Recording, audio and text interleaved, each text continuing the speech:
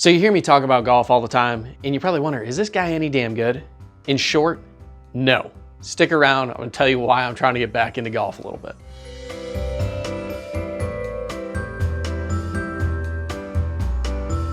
Yeah, so what am I really hoping to gain out of playing golf a little bit more? One, it's a great place for me to network. It's where I'm comfortable. It's where I've spent most of my life. You know, I was in the golf business for 17 years, from the time I was 14 until I resigned when I was 31. So I met a lot of great people through there. Some of my best friends are still from the golf business. Talk to them pretty much every single week, even though we haven't worked together for years, just because there was that close camaraderie, teamwork, things like that. I miss those sorts of things. So one, hoping to kind of get that back with some other people, really get to know some folks better and make some connections and new friendships, things like that. But also I want to get back out there and see if I can compete a little bit. You know, I always grew up playing just about any sport. You know, played baseball, basketball, soccer, downhill ski racing, golf. So sports were a big part of my life. I can't do a lot of those other things anymore. I'm too old. I'm not that athletic. So golf is one of those great games you can play for your entire life. It's a great vehicle for you to meet a lot of different people from different backgrounds, industries. It can be great for work. So I want to go ahead and get that aspect of things. But more than anything, I want to see, you know, what can I do when there's a pressure packed situation, playing in some tournaments, how do I react? I just signed up for the North Carolina Amateur. I'm going to try to qualify for that. I haven't played a competitive golf tournament in 7 years. So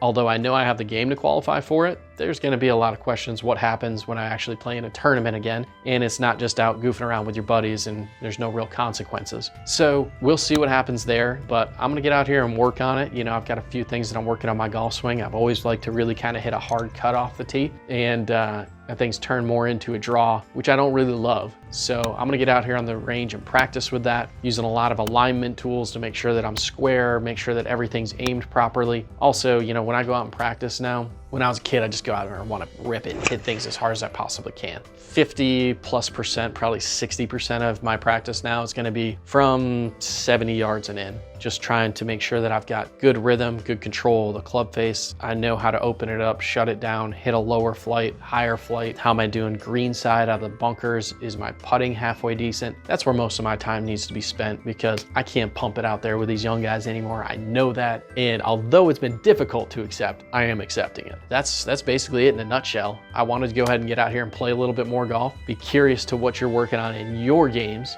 So if you're here in the area, you want to go ahead and go tee it up, give me a call. All of my information is below. Thanks for watching this, I'll call this an autobiography of Driving Triad. But if you have any real estate needs, you know, obviously I know most of the golf course communities here like the back of my hand. I've been here for 13 years now. I worked in the golf industry here for 7 or 8 years. So if you've got questions about golf courses, real estate, anything like that, that's what I'm here for. I'm Joel with Sandman Realty. Thanks for watching another episode of Driving Triad, and I'll catch you soon.